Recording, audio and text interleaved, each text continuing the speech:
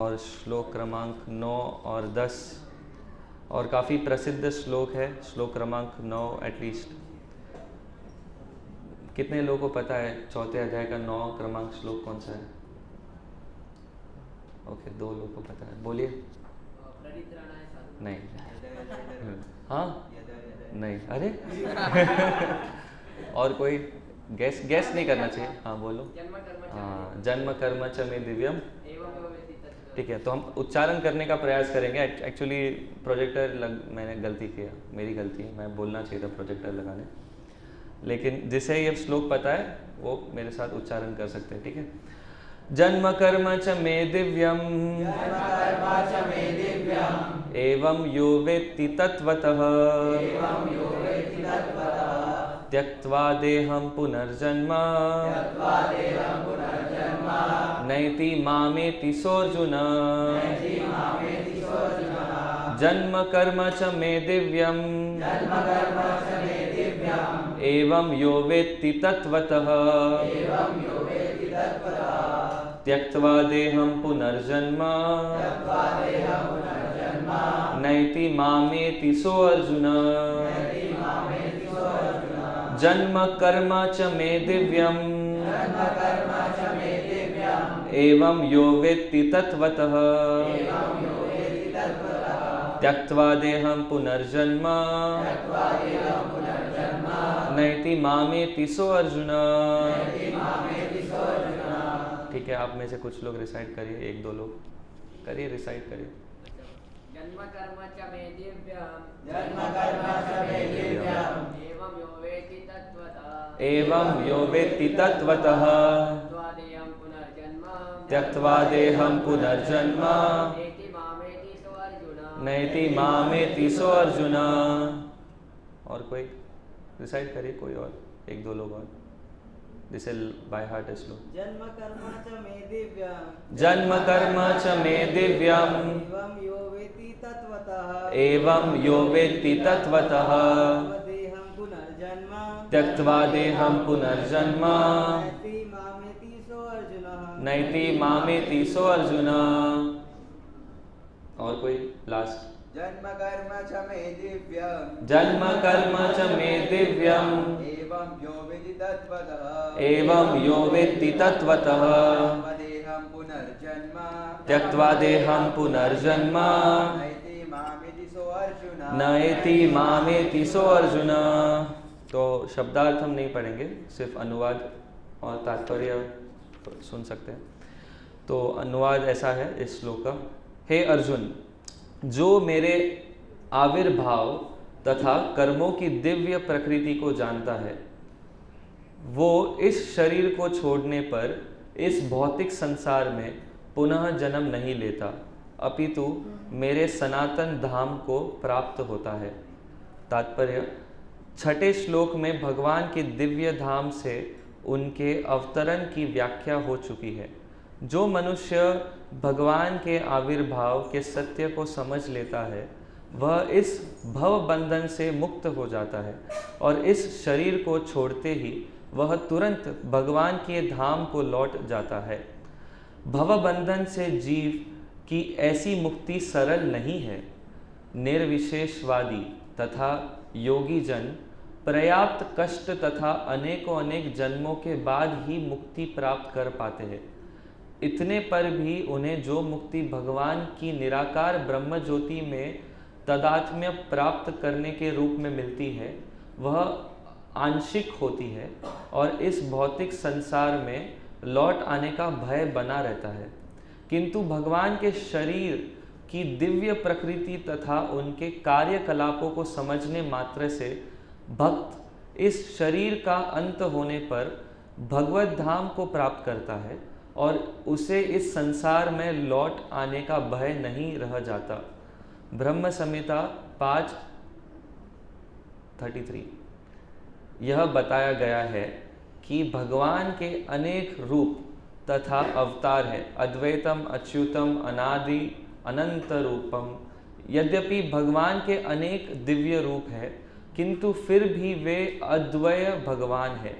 इस तथ्य को विश्वास पूर्वक समझना चाहिए। यद्यपि यह संसारी विद्वानों तथा ज्ञान योगियों के लिए अगम्य है, जैसा कि वेदों पुरुष बोधिनी उपनिषद में कहा गया है, एको देवो नित्य लीलानुरुक्तो भक्तव्यापी हृदयंतरात्मा। एक भगवान अपने निष्काम भक्तों के साथ अनेकों अनेक दिव्य रूपों में सदैव संबंधित है। इस वेद वचन की स्वयं भगवान ने गीता के इस श्लोक में पुष्टि की है। जो इस सत्य को वेद तथा भगवान के प्रमाण के आधार पर स्वीकार करता है और शुष्क चिंतन में समय नहीं गवाता, वह मुक्ति की चरम सिद्धि प्राप्त करता है। इस सत्य को श्रद्धापूर्वक स्वीकार करने से मनुष्य निश्चित रूप से मुक्ति लाभ कर सकता है। इस प्रसंग में वैदिक वाक्य तत्वमसि लागू होता है। जो कोई भगवान कृष्ण को परब्रह्म करके जानता है, यह उनसे यह कहता है कि आप वही परब्रह्म श्री भगवान हैं। वह निश्चित रूप से अविलंब मुक्त हो जाता है। फलस्वरूप उसे भगवान की दिव्य संगति की प्राप्ति निश्चित हो जाती है। दूसरे शब्दों में, ऐसा श्रद्धालु भगवत भक्त सिद्धि प्राप्त करता है। इसकी पुष्टि निम्नलिखित वेद वचन से होती है। तमैव विदित्वाति मृत्युमेति नान्यः पंथा विद्यते यन्नाय। श्री भगवान को जान लेने से ही मनुष्य जन्म तथा मृत्यु से मुक्ति की पूर्ण अवस्था प्राप्त कर सकता है। इस सिद्धि को प्राप्त करने का कोई अन्य विकल्प नहीं है। श्वेतावश्यतर उपनिषद 3:8। इसका कोई विकल्प नहीं है का अर्थ यही है कि जो श्री कृष्ण को श्री भगवान के रूप में नहीं मानता, वह अवश्य ही तमोगुणी है और मधुपात्र को केवल बाहर से चाटकर या भगवत गीता को विद्वत्तापूर्ण संसारी विवेचना करके मोक्ष प्राप्त नहीं कर सकता। ऐसे शुष्क दार्शनिक भौतिक जगत में महत्वपूर्ण भूमिका निभाने वाले हो सकते हैं, किंतु वे मुक्ति के अधिकारी नहीं होते। ऐसे अभिमानी संसारी विद्वानों को भगवत भक्त की अहितुकी कृपा की प्रतीक्षा करनी पड़ती है। अतः मनुष्य को चाहिए कि श्रद्धा तथा ज्ञान के साथ कृष्ण भावनामृत का अनुशीलन करे और सिद्धि प्राप्त करने का यही उपाय है। और आज दूसरा श्लोक भी चर्चा हो रहा है, श्लोक क्रमांक 10, जिसका अनुवाद ऐसा है। आसक्ति, भय तथा क्रोध से मुक्त होकर मुझ में पूर्णतया तन्मय होकर और मेरी शरण में आकर बहुत से व्यक्ति भूतकाल में मेरे ज्ञान से पवित्र हो चुके हैं। इस प्रकार से उन सबों ने मेरे प्रति दिव्य प्रेम को प्राप्त किया है। तो हरे कृष्ण। तो काफ़ी विशेष और प्रसिद्ध श्लोक है भगवद गीता का, श्लोक क्रमांक 9 और श्लोक क्रमांक 10। विशेष करके श्लोक क्रमांक 9, क्योंकि श्लोक क्रमांक 9 में भगवान एक सरल विधि बताते हैं मुक्ति के लिए। कितने लोग मुक्ति चाहते हैं? हाथ ऊपर करो। कुछ लोग चाहते हैं। सीधा हाथ ऊपर करो। कितने लोग मुक्ति चाहते हैं? आप नहीं चाहते हो? ठीक है, ठीक है, अच्छा। तो आपके लिए एक रियलिटी बताता हूँ। मुक्ति भी जिस तरह यहाँ पे बताया गया है, हम, अच्छा ऑनलाइन भी कोई हाथ ऊपर कर रहे हैं, तो मुक्ति हम चाहते हैं, लेकिन इस श्लोक के आधार पर प्रभुपाद जी बताते हैं हमें मुक्ति की परिभाषा समझनी चाहिए। यदि हम मुक्ति चाहते हैं तो मुक्ति मतलब क्या? मुक्ति मतलब विशेष करके आज मतलब जनरल आइडिया ही है, मुक्ति मतलब हमारे दुख से मुक्त, या हमारे परेशानियों से मुक्त, या हमारे लोन से मुक्त, या फिर हमारे एग्ज़ाम से मुक्त। ये है मुक्ति का परिभाषा। बट मुक्ति यानी शास्त्र के अनुसार जब ये शरीर खत्म हो जाता है, जब हम मर जाते हैं, तो कितने प्रकार की मुक्ति है? किसको पता है?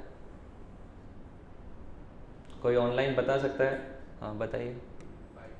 5 प्रकार की मुक्ति होती है। बताइए कौन से? सारूप्य मुक्ति, और सारूप्य, सालोक्य, सामीप्य, शाष्टी और सायुज्य, ये 5 प्रकार के मुक्ति होती है। सालोक्य मुक्ति यानी ये मुक्ति जब प्राप्त होती है तब वो जीवात्मा ये लोक से मुक्त हो जाता है, इस भवबंधन के लोकों से मुक्त हो जाता है, इस भौतिक लोकों से मुक्त होकर वो जो रेड शर्ट में डिवोटी बैठे हैं उनको आगे आने बोलो, फ्रंट में बैठना है नहीं आपको। हाँ, have to sit ahead here, right here front, yes, sit down and ahead. तो सालोक्य मुक्ति मतलब आप इस भौतिक लोकों से मुक्त हो जाते हो और आपको भगवान के लोक में प्रवेश मिलता है। भगवान के लोक, भगवान का धाम, उसका वर्णन किया गया है कि वहाँ पे हर पेड़ चिंतामणि पेड़ है, हर वृक्ष चिंतामणि वृक्ष है, हर गाय सुरभि गाय है वहाँ, सॉरी, हर पेड़ कल्प वृक्ष है, हर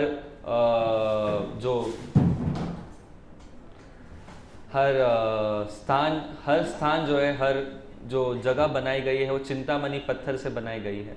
इस प्रकार उधर जीवन जो है अनंत काल तक रहता है, वहाँ पे कोई मृत्यु नहीं है, कोई बुढ़ापा नहीं है, कोई दुख नहीं है, कोई परेशानी नहीं है। इस तरह से भगवान का धाम है। जैसे हम एक पृथ्वी देखते हैं, ये ग्रह है, यहाँ पे क्या क्या है, पेड़ है, झरने हैं, पहाड़ है, उस तरह से भगवान के धाम में भी सब कुछ है, लेकिन वहाँ पे कुछ भी चीज़ नष्ट नहीं होती, कुछ भी चीज़ खराब नहीं होती, फंगस नहीं लगता, हाँ, इमॉर्टल है, इटर्नल है, ऐसे, ठीक है, ऐसे भगवान का धाम है। तो ये भगवान, तो सालोक्य मुक्ति में आप उस लोक में प्रवेश कर सकते हो जब आपको सालोक्य मुक्ति प्राप्त होती है। सारूप्य मुक्ति में आपको भगवान जैसा शरीर मिलता है, आप भगवान नहीं हो लेकिन आपको भी वैसा शरीर मिलता है कि आप 4 हाथ के विष्णु बन सकते हो। विष्णु जी का लोक जो है वैकुंठ लोक में आप प्रवेश कर सकते हो और विष्णु जी की वहाँ पे सेवा कर सकते हो, लेकिन आपको 4 हाथ मिलेंगे जरूर। कितने लोगों को चाहिए 4 हाथ? अरे कोई भी नहीं है, अच्छा कुछ 1-2 लोग हैं। 4 हाथ मिलेंगे आपको, ठीक है। अगर सारूप्य मुक्ति चाहिए तो 4 हाथ मिलेंगे। 4 हाथ से आप विष्णु जी की सेवा कर सकते हो। ऑनलाइन एक व्यक्ति ने हाथ किया, तो 4 हाथ, तो ये सारूप्य मुक्ति है, सालोक्य मुक्ति है। देन सामीप्य मुक्ति है। सामीप्य यानी आप हमेशा भगवान के करीब में रहोगे, सामीप्य, निकट रहोगे, सामीप्य, करीब में रहोगे भगवान के। और साष्टी मुक्ति यानी आपको ऐसे जगह पे भेजेंगे जहाँ पे आपको भगवान जैसा ऐश्वर्य मिलेगा, बहुत सारा धन।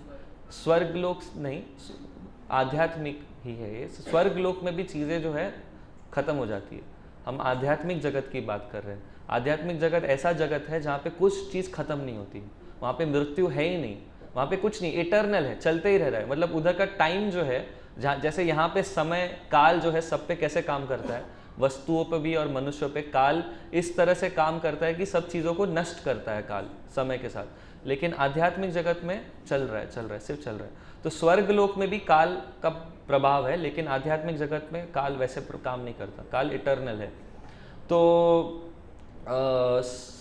राष्ट्रीय मुक्ति में आपको ऐश्वर्य मिलेगा, भगवान की तरह ऐश्वर्य। जिस तरह भगवान के पास चिंतामणि का घर है, कल्प वृक्ष है उनके आंगन में, इस तरह से आपको भी एक ऐसा जगह मिल सकता है शाष्टी। और ये हुआ सारूप्य, सालोक्य, शाष्टी, सामीप्य हो गया। और अभी सायुज्य, 5th। तो सायुज्य मुक्ति में आप लीन हो सकते हो भगवान में। भगवान है और भगवान के अंदर आप लीन हो सकते हो। मतलब आपका अस्तित्व जो है वो भगवान के शरीर के अंदर लीन हो जाता है। आपकी आत्मा जो है भगवान के शरीर के अंदर लीन हो जाती है और आप उसमें संतुष्ट हो, आप यू आर सेटिस्फाइड, आपको संतुष्टि प्राप्त होती है, पीस प्राप्त होता है, पीस, शांति, उसको शांति बोलते हैं, फुल पीस प्राप्त होता है, तो वो सायुज्य मुक्ति है। तो यहाँ पे बताया जा रहा है कि अनेक जो लोग हैं वो कई बार भगवान के इस सायुज्य मुक्ति के पीछे, मतलब बहुत अच्छा है सायुज्य मुक्ति भी प्राप्त करना, लेकिन सायुज्य मुक्ति से भी पहले जैसे भगवान का ये शरीर है, तो भगवान के शरीर से एक ब्रह्म ज्योति बाहर आती है। जैसे कोई भगवान का जो शरीर है वो दिव्य है यानी वो ज्योतिमान है। आपके शरीर में से ज्योति बाहर आती है क्या? नहीं, आपके शरीर से पसीना बाहर आता है जनरली, पसीना और खून ये सब बाहर आता है। लेकिन भगवान का शरीर वैसा नहीं, भगवान का शरीर दिव्यमान है, मतलब ज्योति बाहर आती है। तो कुछ लोग उस ज्योति में लीन होना चाहते हैं वो भगवान में लीन नहीं होना चाहते या भगवान की सेवा नहीं करना चाहते। तो यहाँ पे ऐसे निर्विशेषवादियों के विषय में और योगी के विषय में बताया जा रहा है शुरुआत में, अगर आपने ध्यान से सुना तो, कि वो लोग भी इस संसार में वापस लौट आते हैं क्योंकि वो भगवान को पूरी तरह से प्राप्त नहीं कर चुके हैं। तो जब तक हम पूरी तरह से भगवान को नहीं समझते भगवान कौन है, तब तक हमें उस ये जो 5 मुक्ति का हमने वर्णन किया, उस मुक्ति में, मुक्ति के विषय हमें वो प्राप्त नहीं होता, वो मुक्ति 5 प्रकार के जो मुक्ति, जब तक हम भगवान के विषय में सही प्रकार से नहीं जानते। यहाँ पे ये भी बताया गया है कि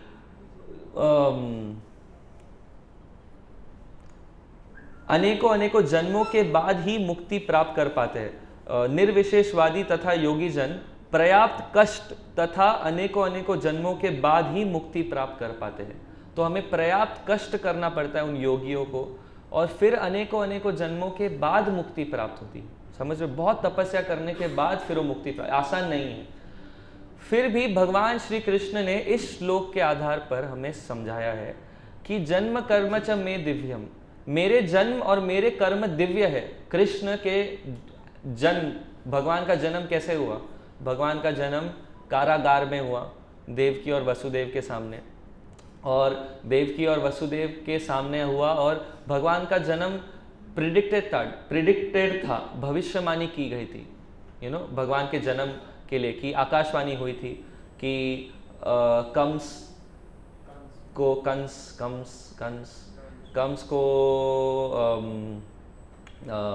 का जो मतलब देवकी का जो 8वां लाल है वो कंस का काल बनेगा, है ना। वो ऐसा ये किया था, भविष्यवाणी की गई थी। तो भविष्यवाणी से भगवान आते हैं। भगवान का जब भी प्राकट्य होने वाला है, कृष्ण का जब भी प्रकट होते हैं, कृष्ण या कृष्ण के विभिन्न दिव्य रूप है, जब भी वो प्रकट होते हैं, तो उन सभी की भविष्यवाणी ऑलरेडी शास्त्र में की गई है। भगवान श्री रामचंद्र के विषय में वाल्मीकि जी ने पहले ही उल्लेख किया था, फिर रामचंद्र जी आए। और विभिन्न जो भी भगवान के अवतार है, भगवान बुद्ध का अवतार है या कुर्मदेव, वरादेव, नरसिंहदेव, सभी चीज़ों की जानकारी शास्त्र में दी है। आने वाले कल की अवतार के विषय में शास्त्र में जानकारी है। इस तरह से सभी विभिन्न भगवान के दिव्य रूप की भविष्यवाणी शास्त्र में की गई है, क्योंकि ये भगवान का जगत है, ये जगत हमारा नहीं है, ये भगवान का जगत है। तो इस तरह से भगवान उनके दिव्य रूप में आते हैं, और इस दिव्य रूप को जो व्यक्ति जान लेता है उसको कोई कष्ट करने की जरूरत नहीं, बिना कष्ट के वो मुक्ति प्राप्त कर लेता है। अगर वो केवल इस भगवान को इतना समझ ले कि भगवान के जन्म और भगवान के कर्म जो है वो दिव्य है। अभी भगवान का जन्म दिव्य कैसे है? भगवान ने जब जन्म लिया तब भगवान नंद महाराज के हृदय में सबसे पहले प्रकट हुए। नंद महाराज और देवकी कारागार में बंद थे, और नंद महाराज बोल रहा हूँ, वसुदेव और देवकी कारागार में बंद थे, और 8वां जो बालक है वो कंस का काल बनने वाला था। और 8वां जो बालक कृष्ण, वो आने से पहले जो पहले 7 बालक थे उनको कंस ने क्या किया? मार डाला। बट जब कृष्ण आने वाले थे, कृष्ण आने से पहले कौन आए? बलराम जी आए। बलराम जी कहाँ गए? रोहिणी के गर्भ में। कैसे गए रोहिणी के गर्भ में बलराम जी? तो कोई मतलब साधारण तरीके से नहीं गए। बलराम जी जब देवकी के गर्भ में पैदा हुए, तुरंत वो रोहिणी के गर्भ में ट्रांसफर किए गए थे, विदाउट कोई mechanical means, without any doctor. बिना डॉक्टर के बलराम जी देवकी के गर्भ से रोहिणी के गर्भ में ट्रांसफर हुए। और फिर क्या हुआ? माया देवी कब आई? कब आई? कृष्ण के पहले आई कि बाद में? कृष्ण के पहले, फिर माया देवी आई। माया देवी आई और फिर उन्होंने क्या किया? आप लोग कृष्ण के जन्म देखो, दिस इज मतलब आप विचार करो, आप कृष्ण के जन्म के विषय में नहीं जानते हो। सिंपल जन्माष्टमी, कितने लोग जन्माष्टमी में यहाँ पे सेवा करने के लिए थे? कितने लोग ऑलमोस्ट हर दिन हरे कृष्णा जप करते हैं? देखो सब इतने लोग हरे कृष्णा हर दिन जप करते हैं, लेकिन भगवान के जन्म के विषय में नहीं जानकारी रख पा रहे हो। तो दिस इज इग्नोरेंस, अज्ञान था। एनीवे, सो माया देवी आई और उन्होंने कंस को थ्रेटन किया, उनको पहले धमकी दी और फिर भगवान श्री कृष्ण प्रकट हुए नंद महाराज के हृदय में। नंद महाराज के हृदय से प्रकट होकर देवकी के गर्भ में आए और फिर वो देवकी के गर्भ से स्वयं बाहर आए विदाउट एनी आजकल जैसा प्रेगनेंसी सो कॉल्ड होता है और जिस तरह से बच्चे पैदा होते हैं वैसे नहीं, भगवान स्वयं प्रकट हुए सिर्फ केवल बाहर। और जब भगवान प्रकट हुए तो भगवान वस्त्र पहनते हुए प्रकट हुए। उनका नीला सुंदर श्याम सुंदर जैसा भगवान का जैसा रंग हम हमेशा सुनते हैं, किस तरह है, ब्लैकिश ब्लूइश भगवान का वर्ण है। यानी जिस तरह एक बरसात का बादल होता है वो भी घना बादल, एकदम डार्क घना बरसात का बादल, उस तरह से भगवान का रंग है। तो उस रंग में भगवान प्रकट हुए। भगवान ने पीला पीताम्बरी की छोटी सी, क्योंकि बालक थे छोटे से गोपाल, तो उन्होंने पीली धोती पहनी हुई थी और गहने थे। इस तरह से गहने पहनते हुए, धोती पहनते हुए भगवान प्रकट हुए देवकी के सामने। और वो देखते ही सबसे पहले भगवान ने देवकी और वसुदेव को 4 हाथ का विष्णु रूप दिखाया। विष्णु रूप दिखाने के बाद वो पुनः वापस वो बाल रूप में प्रवेश किया उन्होंने। इस तरह से भगवान ने देवकी और वसुदेव को आशीर्वाद दिया, क्योंकि पिछले जन्म में देवकी और वसुदेव ने बहुत सारी तपस्या की थी और तपस्या करते हुए देवकी और वसुदेव ने पिछले जन्म में ये आकांक्षा रखी थी कि हमारा जो पुत्र है वो भगवान के समान होना चाहिए। ओके, भगवान के समान। लेकिन भगवान इतने प्रसन्न हो गए थे उनके तपस्या से कि भगवान ने कहा कि मैं खुद आ जाऊंगा, एज योर आपके पुत्र। तो इस तरह से देवकी और वसुदेव की इच्छा भगवान ने पूरी की।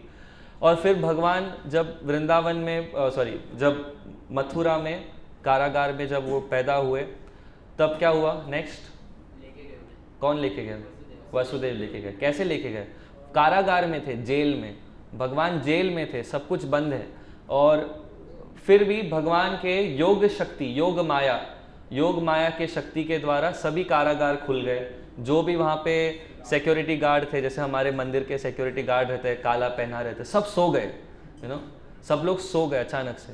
और हाँ, क्या प्रहरी, नींद वो ठीक है, प्रहरी, ठीक है, तो प्रहरी हो गए सब लोग और सब सो गए।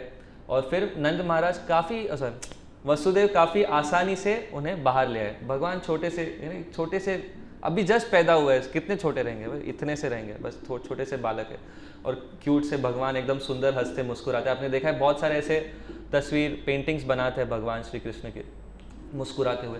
कई बार आप देखो उस तस्वीर को देखते ही आपको प्रसन्नता अनुभव होती है। आप में से कुछ लोग शायद अभी वो स्मरण भी कर रहे होंगे किस तरह से भगवान के सुंदर बाल रूप का पेंटिंग्स भी, वो पेंटिंग्स भी बना रहे हैं। तो उसका आधार क्या है? शास्त्र है। कुछ मानसिक रूप से हम नहीं बना रहे कोई भी पेंटिंग्स। या भगवान की जो प्रतिमा है, भगवान त्रिभंग रूप में खड़े रहते हैं। कैसे खड़े रहते हैं? कोई इधर आके खड़े होके दिखाओ कैसे खड़े रहते हैं। कौन दिखाएगा? आओ आओ आओ, हाँ कोई तो दिखाओ भगवान कैसे खड़े रहते हैं। नहीं, आपको ये सब वृंदावन में चलता है। वृंदावन में सब कैमरा के सामने नहीं, साइड में कर सकते। कैसे खड़े रहते भगवान, आप बताओ। हाँ हाँ हाँ, थोड़ा सा थ्री फोल्डेड ऐसा। हाँ हाँ, थोड़ा सा ऐसा नहीं। हाँ हाँ ठीक है, आप नहीं कर सकते हो, थोड़ा सा मुश्किल है। करेक्ट, ठीक है, हम इनके थोड़ा तो भगवान इस तरह खड़े रहते हैं, थ्री फोल्डेड वे में खड़े रहते हैं ऐसे, थोड़ा सा बेंड करके। आप देखोगे राधा रास बिहारी के जब दर्शन लेने जाओगे तो काफ़ी अट्रैक्टिव है। भगवान इस तरह खड़े होकर सुंदर बांसुरी बजाते हैं, इतनी मधुर बांसुरी बजाते हैं कि सभी लोग आकर्षित हो जाते हैं। सभी लोगों के हृदय को वो चुरा लेते हैं केवल उनकी बांसुरी से, मधुर सी बांसुरी को। ऐसे का शास्त्र में वर्णन है कि सभी लोगों में कुछ ना कुछ कलाएं रहती है। क्या रहता है? कला यानी कोई सिंगर है, कोई डांसर है, कोई म्यूजिशियन है, आर्किटेक्चर, क्या बोला आपने? आर्किटेक्चर, एनीवे जो भी है, तो ऐसे कलाएं रहती है। तो सब में अलग अलग कलाएं हैं। किसी में 30 कला होती है, किसी में 34 कला होती है, किसी में 40 कला होती है। तो मैक्सिमम कला जो है वो आई थिंक विष्णु जी के पास या शिव जी के पास वो है कितने 51 कला है। 84 नहीं 84 नहीं, 51 कला है। 51 कला, 84 कला ही नहीं है। 51 कलाएं होती है, 51 कलाएं जो शिव जी के पास है, विष्णु जी के पास है। और सबसे मैक्सिमम कला किस आई थिंक विष्णु जी के पास है वो है 60 कलाएं है। 60 हाँ। गणेश कितने कला है? 64 कला है। ओके। तो कृष्ण के पास कितने कला है? 64 कला है। और उसमें से जो 4 कलाएं हैं काफ़ी विशेष कलाएं हैं। वो 4 कलाओं का नाम है वेणु माधुरी, रूप माधुरी, लीला माधुरी और भक्त माधुरी। यानी वेणु माधुरी यानी भगवान का जो बांसुरी बजाना है वो काफ़ी मधुर है और वो उनका विशेषता है, स्पेशलता है। विष्णु जी बांसुरी बजाते हैं नहीं, शिव जी बांसुरी बजाते हैं। शिव जी क्या बजाते हैं? हाँ। और सरस्वती माता क्या बजाती है? बीना बजाती है। ओके। तो इस तरह से, और हम क्या बजाते हैं? करताल बजाते हैं।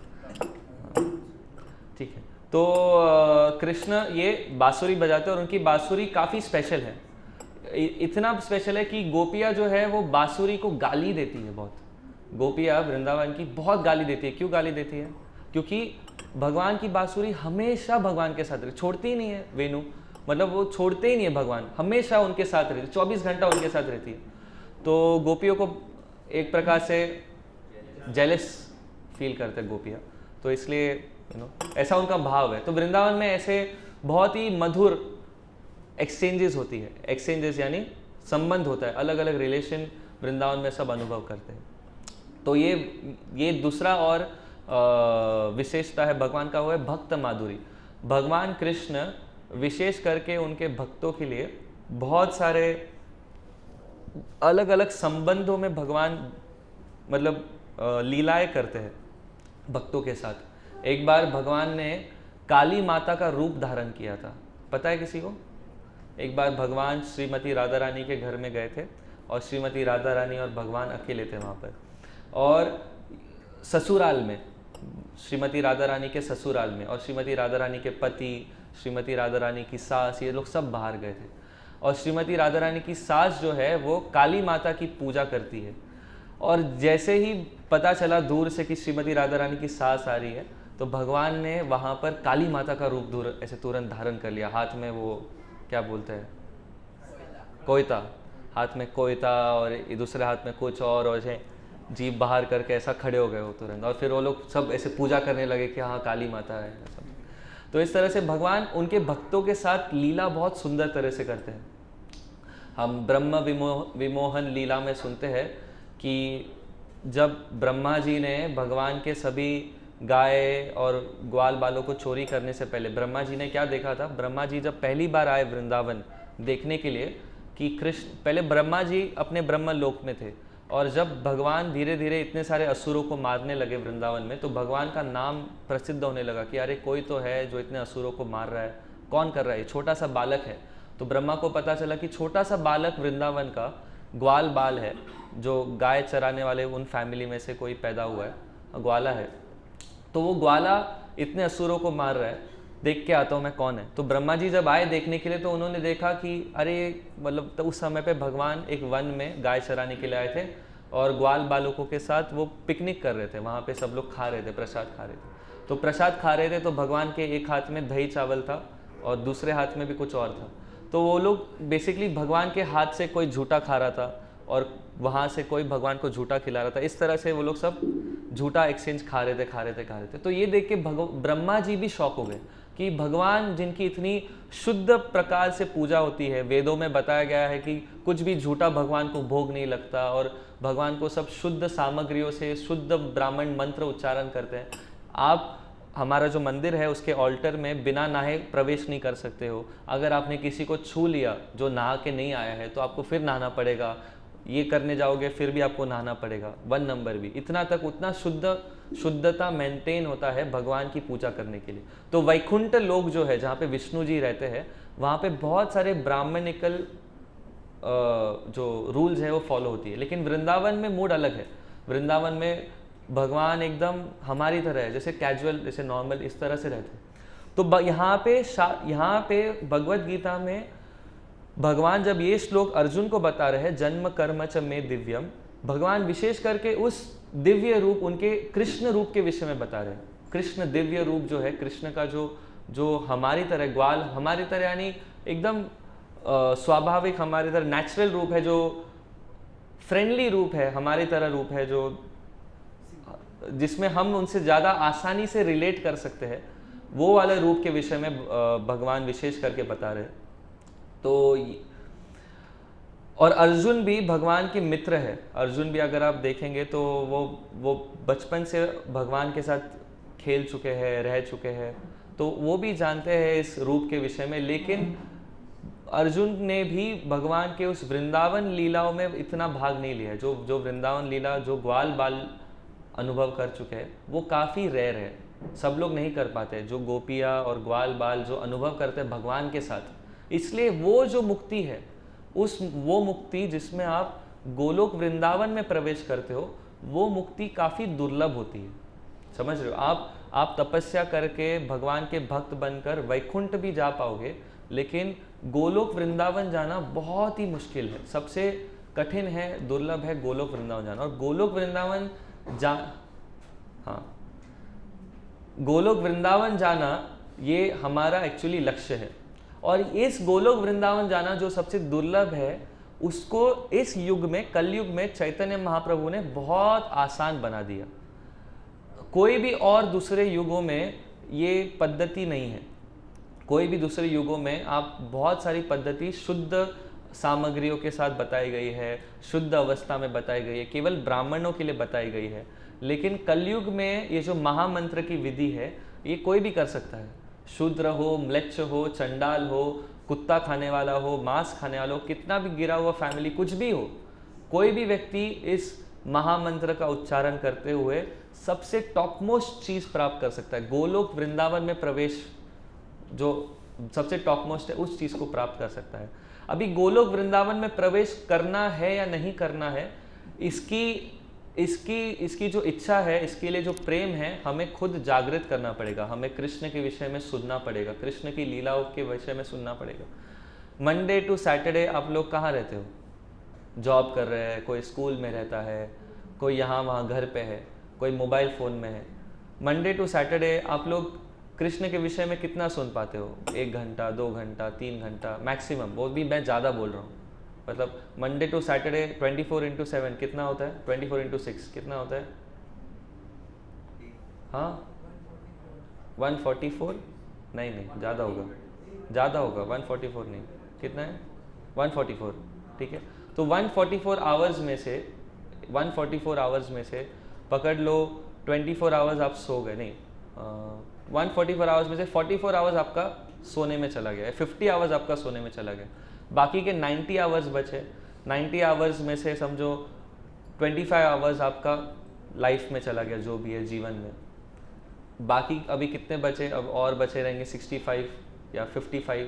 अभी 55 आवर्स में से और 10 आवर्स निकालो, बचे 45 आवर्स एक्चुअली आपके पास है पूरे वीक में, मंडे टू सैटरडे। 45 आवर्स से और कम पकड़ो, 30 आवर्स आपके पास है।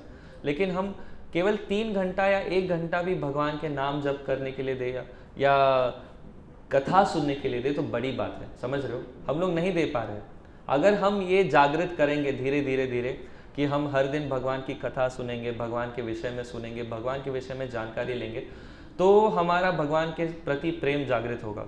जो अगला श्लोक है यहाँ पे, जन्म कर्म च में दिव्यम के बाद, उसमें भगवान यही बता रहे अनुवाद में कि आसक्ति, भय तथा क्रोध से मुक्त होकर, मुझ में पूर्णतया तन्मय होकर और मेरी शरण में आकर बहुत से व्यक्ति भूतकाल में मेरे ज्ञान से पवित्र हो चुके हैं। इस प्रकार से उन सबों को मेरे प्रति दिव्य प्रेम को प्राप्त किया है। तो भगवत गीता कोई पैसे कमाने का उपदेश का पुस्तक नहीं है, या एग्ज़ाम में अच्छे मार्क्स लाने के लिए उपदेश नहीं है। भगवत गीता का उद्देश्य है कि आपको दिव्य प्रेम प्राप्त हो भगवान के प्रति, और दिव्य प्रेम प्राप्त करने के लिए भी आपको थोड़ी सी मेहनत करनी पड़ेगी। लेकिन हमारे आलस्य के कारण हम वो थोड़ी सी मेहनत भी करने के लिए तैयार नहीं है।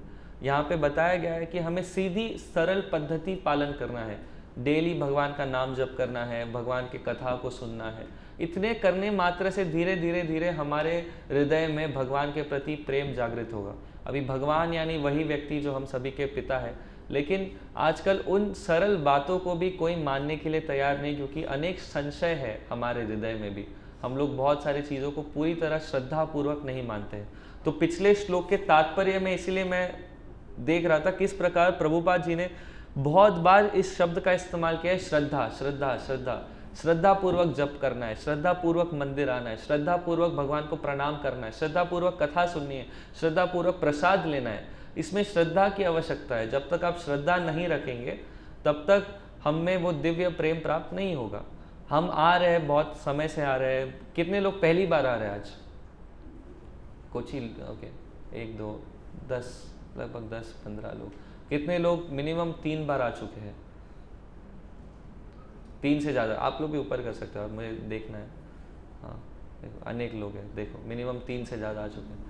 आप में से कितने लोगों को दिव्य प्रेम प्राप्त हुआ है? अच्छा, कोई भी नहीं अब तक। ठीक है, प्रयास कौन कर रहा है? कितने लोग ट्राई कर रहे हैं? ठीक है, गुड, ट्राई करो।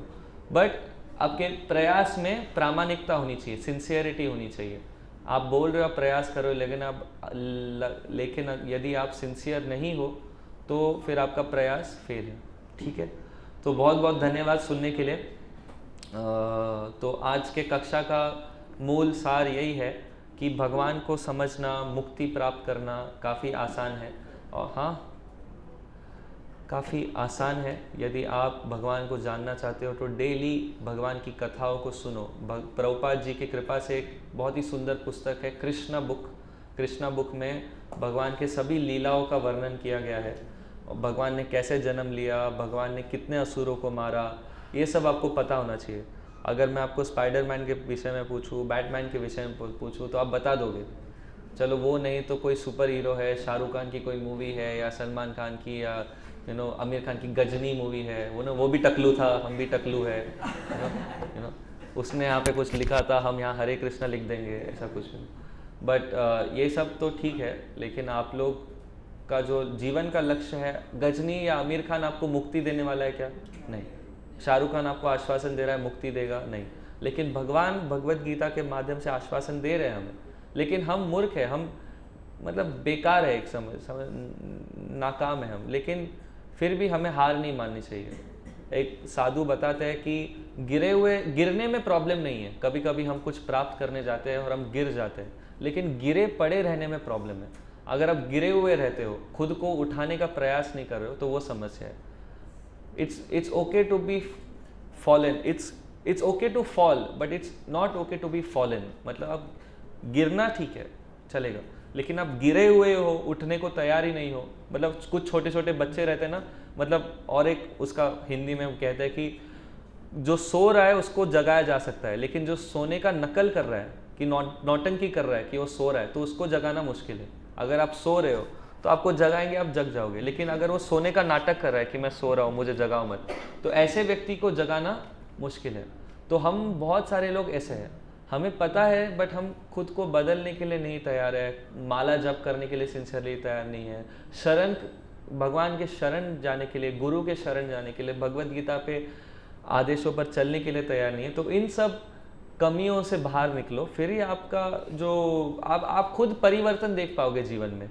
नहीं तो क्या होगा, वही, मतलब you will come, you will listen, कुछ सुनोगे एक कान से, दूसरे कान से बाहर निकल जाएगा, कुछ नहीं होगा।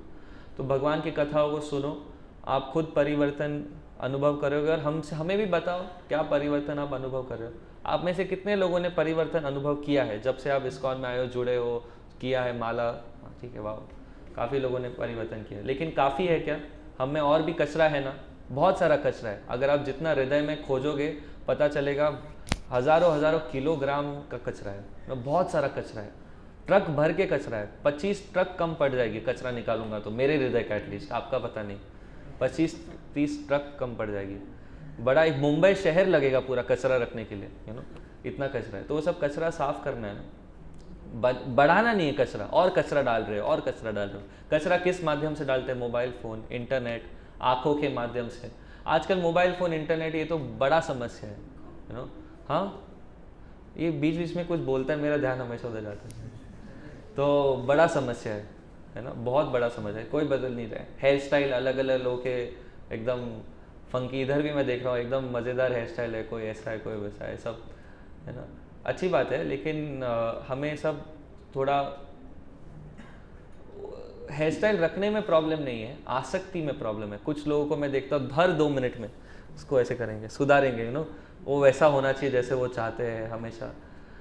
बहुत सारे ऐसी चीज़ें हैं जिसके कारण हमारे आध्यात्मिक जीवन में बाधाएं आती है, तो इनसे हमें बचना चाहिए, फिर ही हम फोकस कर पाएंगे कृष्ण के प्रति। नहीं तो हमारा फोकस शिफ्ट हो जाता है, हम लोग जहाँ पे ध्यान देना है वहाँ ध्यान नहीं दे पाते। माला भी करते समय बात करना या इधर उधर देखना, मैं भी कर पाता, मेरा भी ध्यान नहीं लगता, लेकिन हमें सबको करना है एकत्र मिलकर।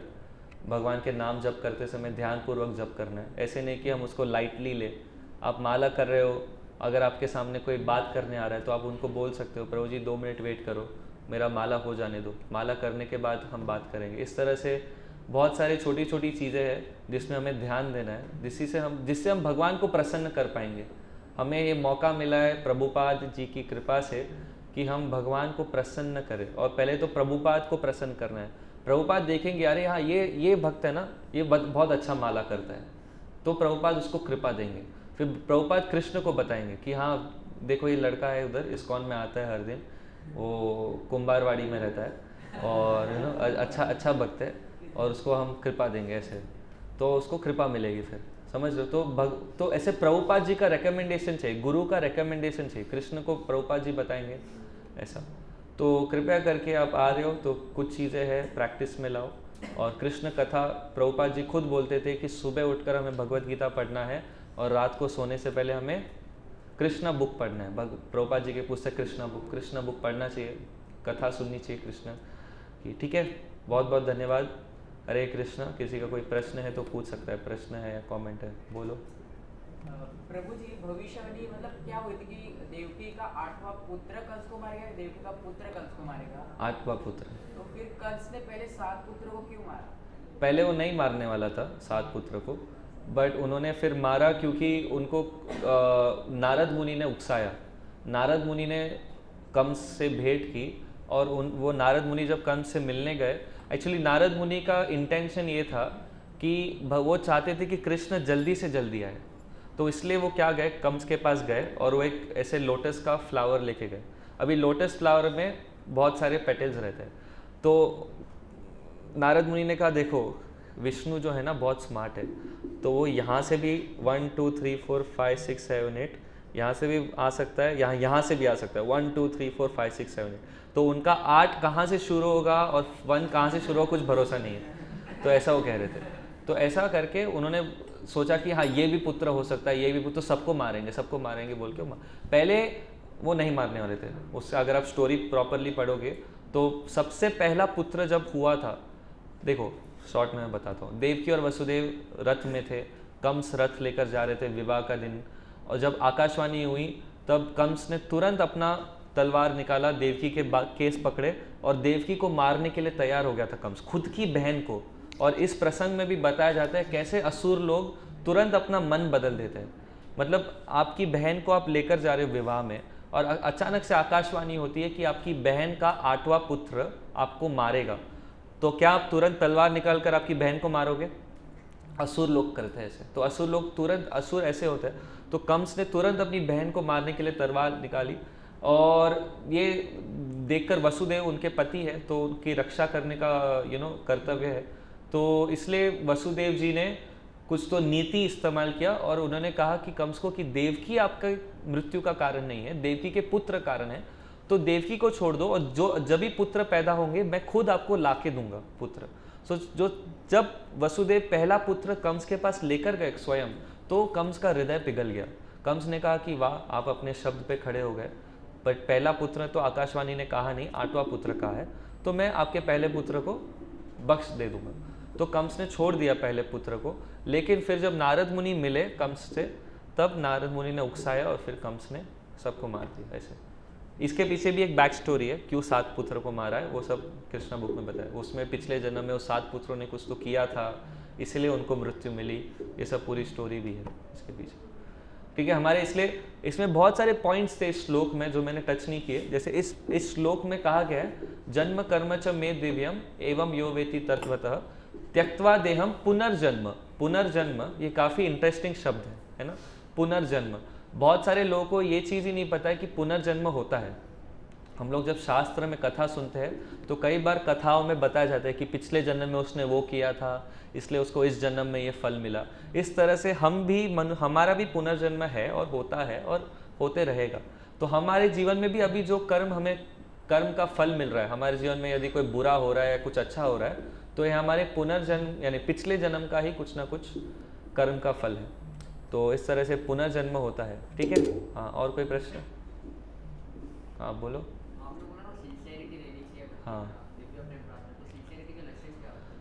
सिंसियरिटी रहनी चाहिए, दिव्य प्रेम प्राप्त होता है। सिंसियरिटी का लक्षण में बहुत सारे हैं लेकिन एक वाक्य में समझाने का प्रयास करूँगा। सिंसियरिटी ये है जब गुरु नहीं है या जब कोई देखने वाला नहीं है, जब आप अकेले हो फिर भी आप सारे आदेशों का अच्छे से पालन कर रहे हो, उसको सिंसियरिटी बोलते हैं। जब कोई देखने वाला रहता है, समझो कोई गुरु है या कोई दो लोग देखने वाले हैं, तो उनके सामने हम नौटंकी नहीं बोलूँगा लेकिन उनके सामने हम माला करेंगे अच्छे से और सब पढ़ाई करेंगे क्योंकि वो लोग हैं, कोई देखने वाले। लेकिन जब कोई देखने वाला नहीं है, आप अकेले हो एक कमरे में, कोई नहीं है देखने वाला, उस समय पे आप क्या करते हो? उस समय पे आप बोलोगे चलो थोड़ा आराम करता हूँ, अभी कोई देखने वाला नहीं है, थोड़ा पैर फैला के माला करता हूँ।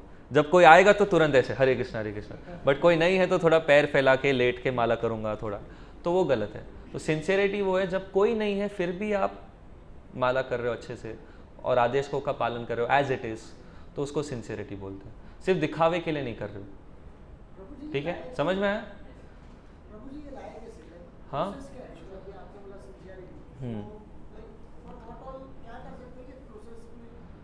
तो पहले तो हाँ क्या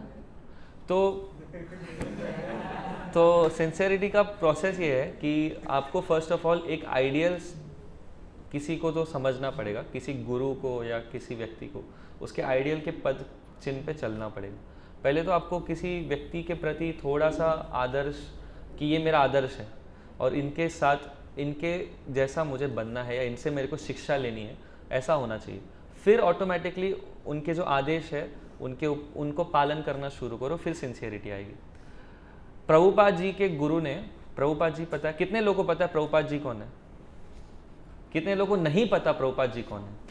प्रभुपाद, ओके, 4 ही लोग हैं। ओके, प्रभुपाद जी ये हमारे संस्था के फाउंडर है जिन्होंने संस्था की स्थापना की। तो प्रभुपाद जी के गुरु ने, जब प्रभुपाद जी लगभग 20-22 साल के थे, 24 साल के थे, तब उन्होंने आदेश दिया था कि आपकी अंग्रेजी अच्छी है, आप विदेश में जाइए और इस भगवान के संदेश को विदेशियों को विदेशी भाषा में, अंग्रेजी भाषा में प्रचार करिए। ऐसा 22 साल की उम्र में दिया था आदेश। प्रभुपाद जी ने आदेश कब पूरा किया?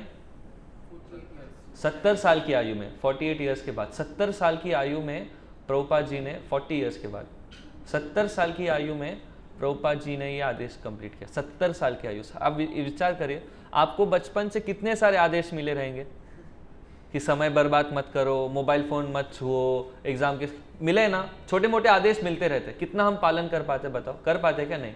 इसलिए प्रभुपाद जी और जो संत रहते हैं ना, ये वो लोग बहुत ही प्योर सोल है, दे आर नॉट ऑर्डिनरी। वो लोग को एक वाक्य भी बोला जाए, हमारे साथ भी होता है, मैं किसी को बोल दूंगा, मैं नाम नहीं लूँगा, मैं बोलूँगा पानी ले आओ, तो पानी लेके वो लोग चाय लेके आ जाएंगे या दूध लेके आ जाएंगे। मतलब फॉर एग्जाम्पल, उदाहरण दे रहा हूँ मैं आपको। हम किसी को एक चीज़ बोलते करने के लिए, लेकिन वो अपना दिमाग लगाते हैं और वो दूसरा ही चीज़ करते हैं। कई बार हम भी ऐसा करते हैं, आपको बोला जाए कुछ करने के लिए लेकिन आप करने गए और कुछ और ही करके आओ। तो इस तरह से हम आदेशों का प्रामाणिकता से पालन नहीं करते। तो ये सब हमारे में अनर्थ है जो भी है, लेकिन आप किसी एक आदर्श व्यक्ति को हृदय में हमेशा रखो। अगर हमारे आदर्श सही है ना, कि हाँ प्रभुपाद जी मेरे आदर्श है, या रघुनाथ दास गोस्वामी है, 6 गोस्वामी है, भक्ति सिद्धांत सरस्वती ठाकुर है, चैतन्य महाप्रभु है, हरिदास ठाकुर है, ऐसे बहुत सारे व्यक्ति जिन्होंने समर्पण किया है भगवान को। अगर ये मेरे आदर्श है, उनके विषय में सुनो, उनके जीवन चरित्र विषय में सुनो और उनकी तरह उनके पद चिन्हों में चलो, फिर आप में ऑटोमेटिकली सिंसियरिटी आएगा। इसलिए हम लोग वृंदावन क्यों जाते हैं? जनरली वृंदावन लोग जाते हैं सोच के कि हम लोग वृंदावन घूमने जाएंगे, लेकिन वृंदावन घूमने नहीं जाना है। वृंदावन हमें जाना है उन संतों से शिक्षा लेने के लिए, उन संतों से प्रार्थना करने के लिए। भगवान से ज़्यादा वृंदावन में संतों से प्रार्थना करने के लिए जाना चाहिए।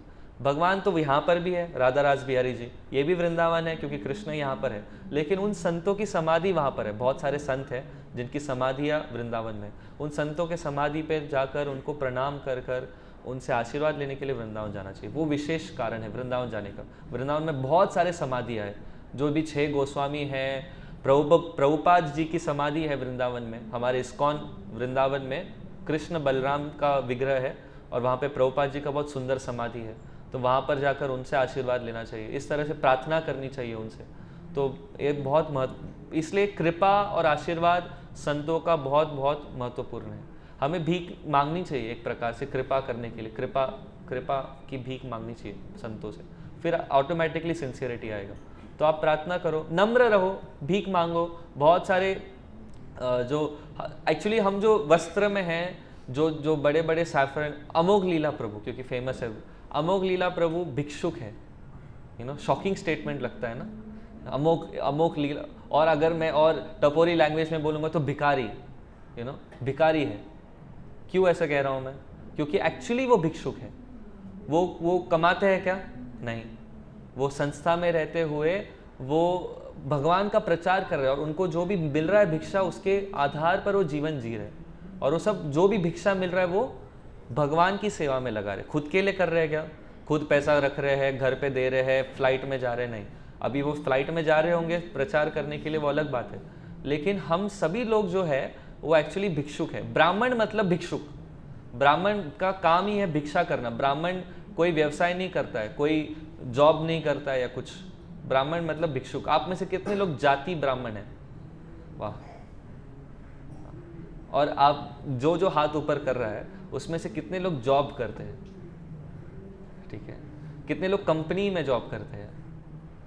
ठीक है, तो आप लोग ब्राह्मण नहीं है, सॉरी, बट ये रियलिटी है। ब्राह्मण मतलब ऐसा व्यक्ति जो ये सब जॉब नहीं करता है।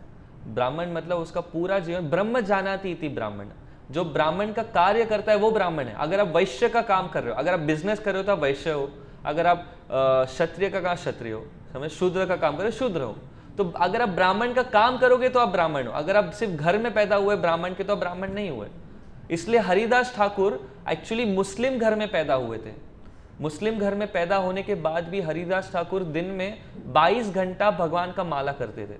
उन्होंने पूरा जीवन उसी में बिताया, सिर्फ माला करते थे और कुछ नहीं। 22 घंटा बिना रुकावट के, बिना कुछ खाए, ज़्यादा पिए, कुछ नहीं, थोड़ा बहुत एकदम शरीर चलाने के लिए 22 घंटा नॉन स्टॉप हरे कृष्ण कृष्ण कृष्ण हरे हरे, हरे राम राम राम हरे हरे, हरे कृष्ण कृष्ण कृष्ण हरे हरे, हरे राम राम राम हरे हरे, हरे कृष्ण कृष्ण कृष्ण हरे हरे, हरे राम राम राम हरे हरे। ऐसे 22 घंटा आप बैठ पाओगे? चलो आधा घंटा बैठ पाओगे, 1 घंटा शायद, वो भी एक जगह पर बैठ नहीं पाओगे आप। अब हिलोगे इतना, उस नींद आएगी, इधर उधर जाना पड़ेगा। 22 घंटा non stop. Haridas Thakur Muslim family से थे, लेकिन वो 22 घंटा नॉन स्टॉप माला करते थे, मुस्लिम फैमिली से होने। और इसलिए चैतन्य महाप्रभु ने उन्हें नामाचार्य का नाम दिया। नामाचार्य, कि आप नाम के आचार्य हो, क्योंकि आप इतना माला, इतना हरि नाम आपने पी लिया है कि आप नाम के आचार्य बन गए हो एकदम। तो बहुत ही अच्छा। ऐसा इसलिए ये मायने नहीं रखता आप शूद्र घर में पैदा हुए हो या ब्राह्मण घर में पैदा हो या कहाँ पैदा हो। ये मायने रखता है कि आप, अगर ऑनलाइन किसी के प्रश्न है तो आप टाइप कर सकते हैं। सब लोग ऐसे हाथ ऊपर उठा रहे। तो ये मायने नहीं रखता आप कौन से घर में पैदा हुए, आपका कार्य क्या है। अगर आप शूद्र घर में पैदा होने के बावजूद ब्राह्मण का कार्य कर रहे हो तो आप ब्राह्मण हो। कार्य के ऊपर निर्भर करता है, कार्य क्या कर रहे हो। अभी ब्राह्मण का कार्य क्या है, ये भी भगवत गीता में बताया है कि यजन, याजन, पठन, पाठन, दान, प्रतिज्ञा। यानी आपको यजन करना है, यज्ञ कर सकते हो, यज्ञ करना सिखा सकते हो, पढ़ाई कर सकते हो, शास्त्र का पढ़ाई करो, शास्त्र का पढ़ाई सिखाओ। टीचर नहीं, फिजिक्स, केमिस्ट्री, मैथ्स मतलब आप ब्राह्मण हो, नहीं, वो गलत है। शास्त्र के विषय में बताया गया। आप बोलोगे मैं स्कूल का प्रोफेसर हूँ, स्कूल का टीचर हूँ तो मैं ब्राह्मण बन गया, नहीं, वो गलत है। आप शास्त्र पढ़ो। शास्त्र ब्रह्म जानाति इति ब्राह्मण। ब्रह्म क्या है? कृष्ण। ब्रह्म यानी दिव्य चीज, दिव्य ज्योति के विषय में बताया जाता है। लेकिन ब्रह्म क्या है? ब्रह्म जानती थी ब्राह्मण, ठीक है। अध्यात्म क्या है, ठीक है, नहीं? और किसी का कोई प्रश्न है? हाँ अगर कृष्ण ही बता रहे कि निर्विकारवादी जो है, हाँ तो फिर वो ब्रह्मयोगी में समाना चाहते हैं। हाँ So that's the wrong way. Krishna हाँ अगर बता रहे हैं कि उससे वो खुश नहीं रहने वाले, हाँ and वो बहुत difficult way भी है, हाँ भक्ति योगी से easiest way. हाँ। So then why do we choose that? कौन चूज कर रहे हैं? क्योंकि वो लोग का दिमाग वहाँ तक ही पहुँचता है ना, वो लोग उसके आगे नहीं सोच पाते।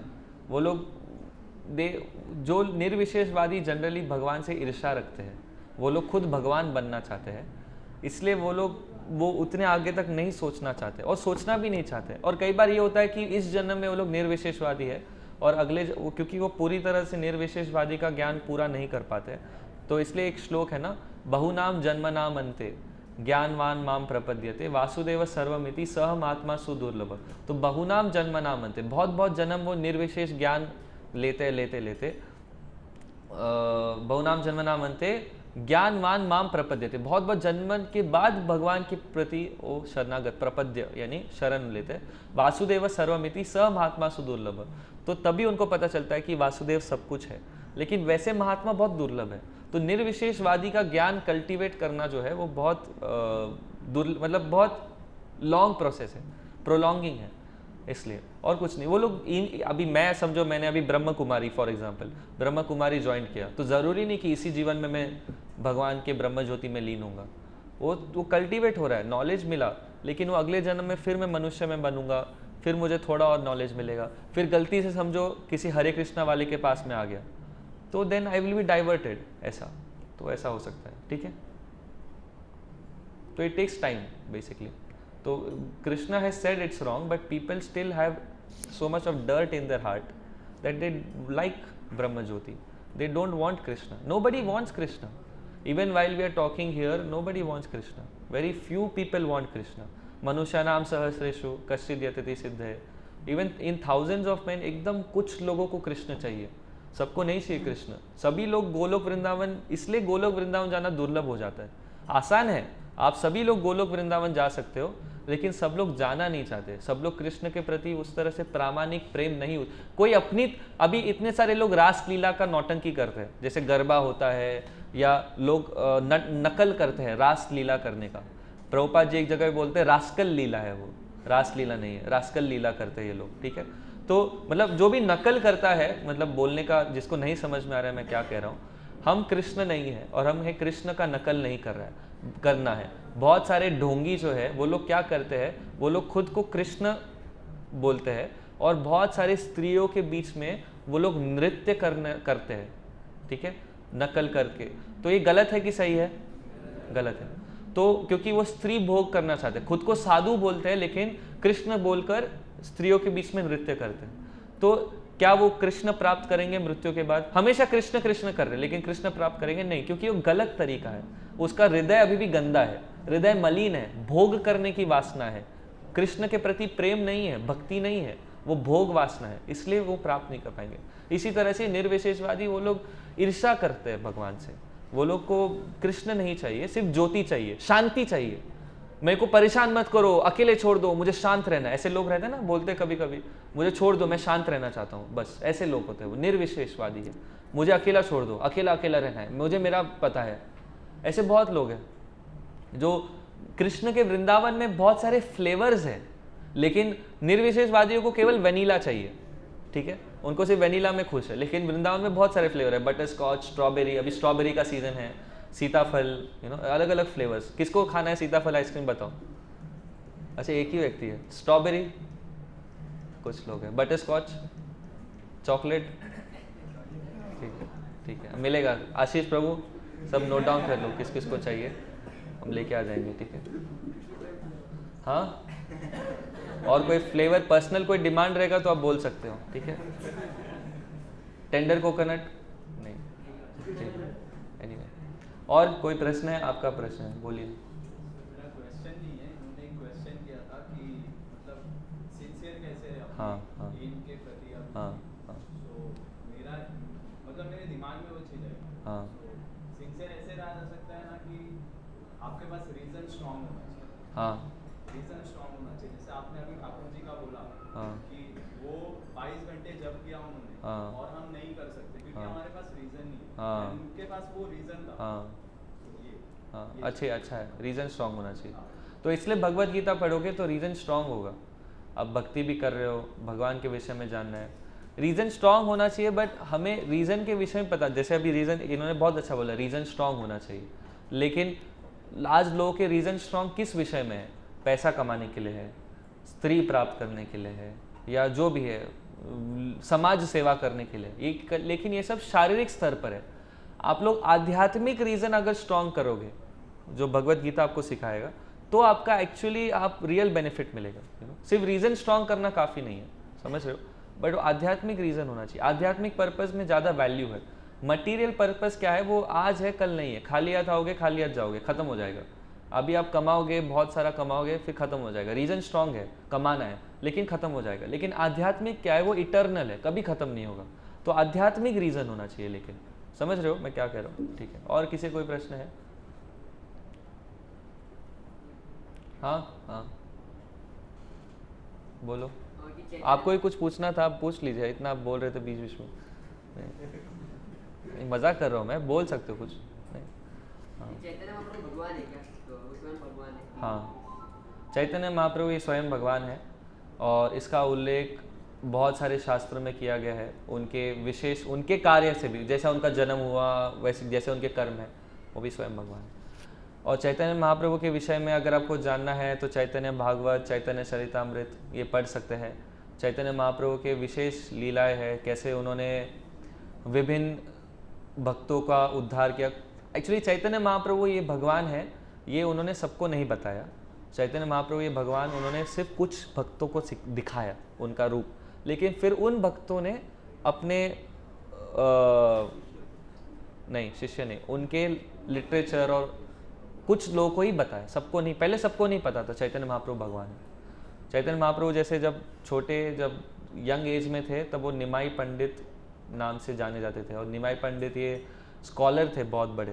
तभी उन्होंने ऐसे दिव्य लीलाएं सबके सामने नहीं की बट सबके सामने नहीं की। तो ये सब स्वरूप दामोदर जानते हैं। और 6 गोस्वामी को भी पता है, लेकिन और 1-2 नाम मुझे याद नहीं आ रहे चैतन्य लीला में। हाँ नहीं, वो मैं इतना व्याख्या मतलब नहीं जानता हूँ चैतन्य लीला के विषय में, बट जितना मुझे पता है उतना पता है। स्वरूप दामोदर के विषय में मेरे को पता है, और 1-2 नाम है जो जानते हैं कि चैतन्य महाप्रभु ये स्वयं भगवान है। ऐसे उन्हें षड्भुज रूप दिखाया चैतन्य महाप्रभु ने। तो ऐसे अलग अलग डिवोटीज़ को अलग अलग रूप दिखाए उन्होंने स्वयं। बाल लीला पे भी उन्होंने, जैसे कृष्ण लीला होती है, बहुत सारे अचिंत्य चीज़ें होती है, मतलब जो दिव्य प्रकृति की या योग माया के द्वारा रची जाती है। वैसे चैतन्य लीला में बहुत सारे चैतन्य महाप्रभु की बाल लीलाएं हैं, जब उन्होंने बालपन में ऐसे विभिन्न चीज़ें की, तो वो सब भी है। ठीक है, और किसी कोई प्रश्न चैतन्य महाप्रभु के विषय में या महामंत्र के विषय में? ठीक है, तो आप प्रयास करें। आशीष प्रभु आपके लिए आइसक्रीम ऑर्डर कर रहे हैं अभी, जस्ट देखो फ़ोन पे जस्ट कॉल कर रहे हैं अभी किसी को। तो अभी हम कीर्तन करेंगे जब तक आइसक्रीम नहीं आता। तो आप सभी लोग अभी अपने जो चेयर्स है साइड में रखिए। हाँ, ऑनलाइन किसी का कोई प्रश्न नहीं है, कोई बोल तो नहीं है।